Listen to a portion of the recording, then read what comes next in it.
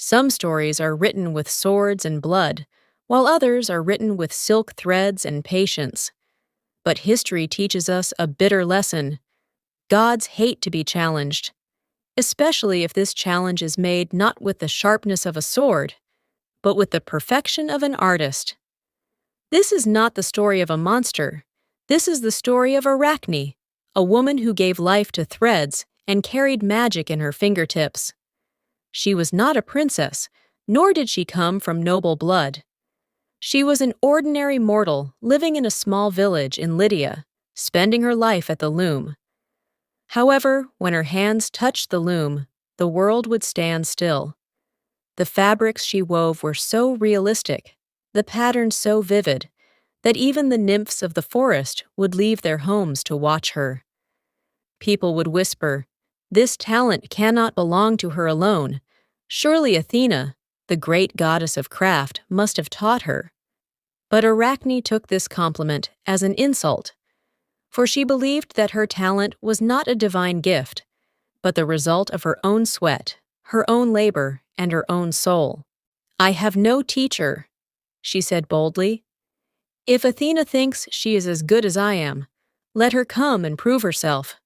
These words were not just a boast.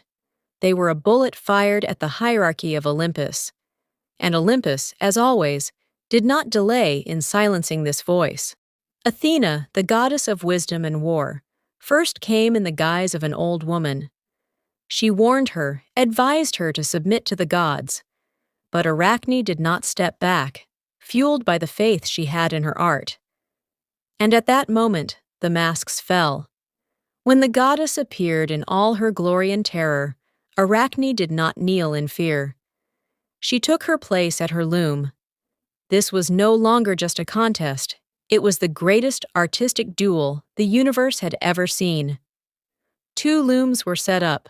2 shuttles worked like the wind. Athena wove the glory of the gods into her tapestry, depicting the terrible punishments that befell those who disobeyed them. She wove order, hierarchy, and fear. Her work was flawless, carrying the cold perfection of authority. But Arachne wove not fear, but the truth. Stitch by stitch, she depicted how the gods deceived humans, how Zeus disguised himself to trick innocent women, and the rot and injustice hidden behind the bright light of Olympus. The threads seemed to speak. Her work was so alive that you could almost see the waves crashing against the shore and the leaves trembling in the wind within the fabric. And then came the inevitable moment. Athena examined her rival's work. She looked for a mistake, a dropped stitch, a color clash, a tiny flaw, but she found none. Arachne's work was better than the goddess's. It was perfect. And for a goddess, there could be no greater humiliation than being surpassed by a mortal, especially one who threw their sins back in their faces. Jealousy and rage eclipsed wisdom.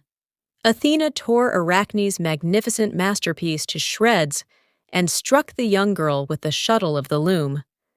Seeing her art, into which she had poured her soul, destroyed, Arachne felt life had lost its meaning. Broken and humiliated, she tried to hang herself, wanting to leave this unjust world. But the goddess's revenge was not yet complete. She denied her even the peace of death.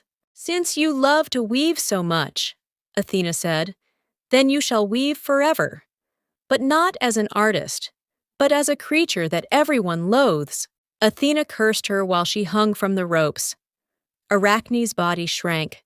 Her talented fingers turned into thin, hairy legs. She was now a spider. This was the punishment for her defiance.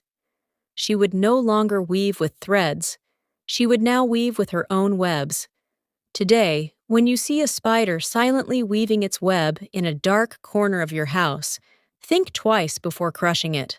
What you see is not just an insect. It is the ghost of an artist who dared to challenge the gods, who paid the price for telling the truth with her body, who was silenced but never gave up. Arachne is still weaving, because although the gods took her hands, they could never tear out the passion for creation inside her.